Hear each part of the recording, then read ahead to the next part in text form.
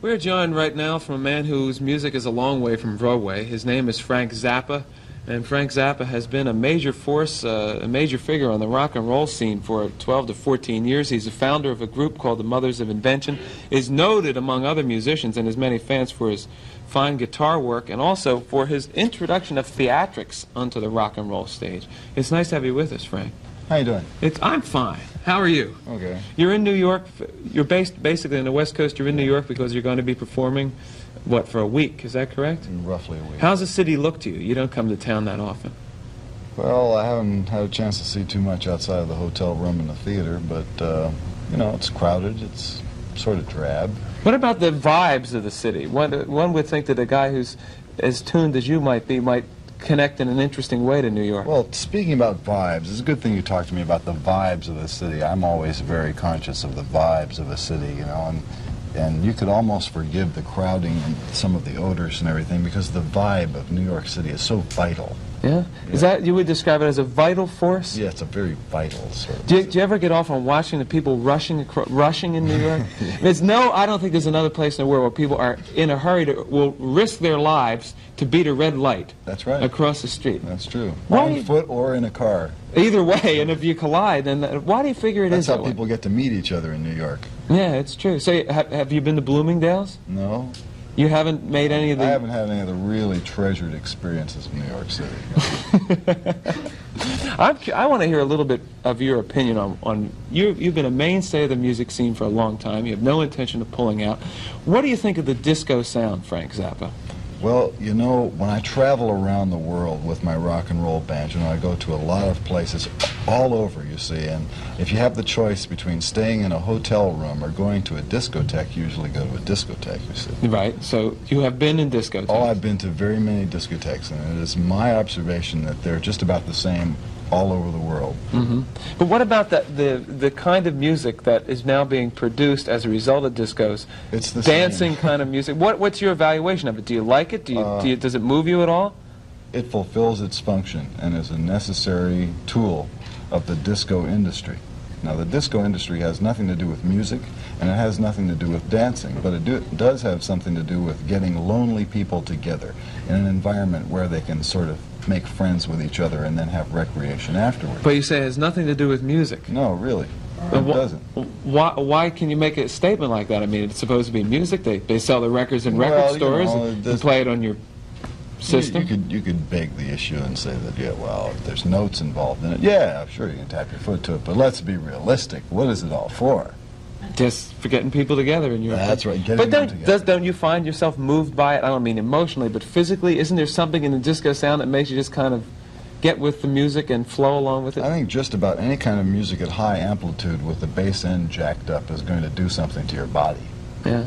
What has the music and the performing all these years done to your body in terms of the loudness? Well, how's your hearing? It doesn't hurt. No? No. How's your hearing? Huh? How's your hearing? No, my hearing's fine. I have a 10 dB deficiency at 500 cycles in my left ear. Jeez, that's almost as bad as me, I think. What does that all mean, 10 dB deficiency? That means that 500 cycles, which is in the lower portion of the mid-range, I have a deficiency, which means that my ear is not sensitive to 500 cycles on this side. Oh, I see. That's from somebody else's instrument on that side of the stage hitting my head. What instrument do you figure it was? The drums? It was probably the bass. The bass is... It was the attack of the bass that was doing it. I've been asked to point out that in terms of... I know you're interested in video pictures. In terms of the picture that the people are seeing of you at home right now, the image, which is purely illusion, that's being created, is that you have a piece of white paper hanging out of your right nostril. All right. But it is not a piece of white paper. It is one gray hair in your mustache.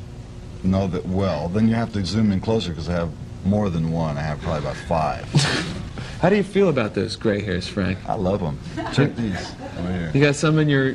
I had a birthday yesterday. I was 36 years old. How's it feel to be 36? It's great. I'm approaching that. It's wonderful. Really? You're able to feel a little wiser now at age 36 than you did? Definitely. Yeah? Really smart now. So now you're smart, right? I got it together today, boy. Another thing I want to ask about is why have you been so adamant about members of your band not using drugs, about your not using drugs, in spite of the fact that so many people who would turn out to see you might be very stoned and highly wrecked conditioned to go and watch Frank Zappa? Well, there are a number of reasons why I would recommend that members of my Rocking Teenage combo don't use drugs.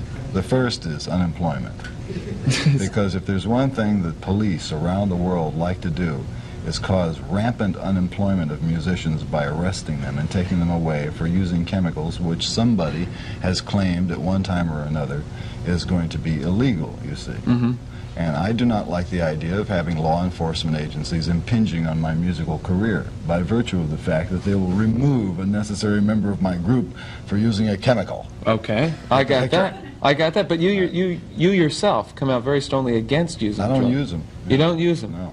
How do you feel about the fact that just in terms of general image, even in our discussing you prior to your coming here, that you exude kind of an image of somebody who would be using a lot of drugs? Well, you probably just saw that white thing hanging out of my nose and thought I was That was it. I was waiting for the police to come in and bust your mustache. Right, you didn't leave you here, but take the mustache with you. You didn't stop to think that I was actually, in effect, an old person with white hair. I introduced you by saying that you had a lot to do with introducing theatrics into rock and roll. This is it. the first step. One white hair of theatrics. But what did you do in the early days? I mean, it's said that Alice Cooper is your protege. So what were you doing in the early days that got people into not just performing music, but to creating a theater on stage? Well, a lot of people in the New York area might remember. See, I used to live here in '67. And we used to work at a place called the Garrick Theater down on Bleecker Street.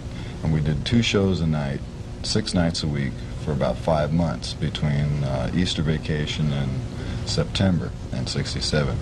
And the reason why we were in there for so long is because we opened up for a 2-week run during Easter vacation. And lines were around the block, and it was really popular and everything. And then as soon as school went back, there was like 5 people a night. Well, we were booked till September, see, so we had to do something. 5 people show up for the show, so we had to, you couldn't just stand there and play, you had to invent something that was interesting for those 5 people. So we would do stuff like go out and sit in the audience with them, just leave the instruments on stage and sit there and talk to them for an hour and a half. Right. Go downstairs to the Cafe Go-Go and get them a cup of coffee. It's a very highly personalized kind of performance. You know, this is your show. We're going to entertain you, you know. So we go down and get a little napkin over the arm and come back up and, you know, give them something.